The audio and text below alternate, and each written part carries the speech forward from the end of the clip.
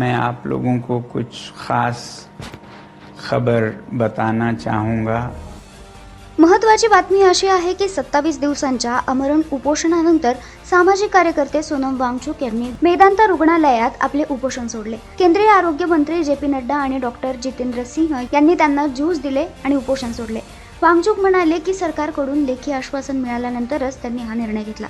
हमसे अनशन तोड़ने के लिए कहा और वो संसद में इस मुद्दे पर नीट पेपर्स और परीक्षाओं की प्रणाली पर चर्चा करेंगे, ये आश्वासन दिया।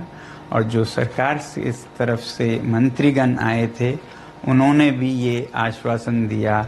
त्यांच्या मते आंदोलनात सहभागी असलेल्या विद्यार्थी आणि तरुणांवर कोणतीही दंडात्मक कारवाई केली जाणार नाही। जंतर मंतरवर आंदोलन करणारा सीजेपी पक्ष शिक्षण मंत्री धर्मेंद्र प्रधान यांच्या राजीनाम्याच्या मागणीवर अजूनही ठाम आहे। डॉक्टरांच्या मते वांगचुक यांची प्रकृती सध्या स्थिर आहे। दिव्य मराठी रिपोर्ट।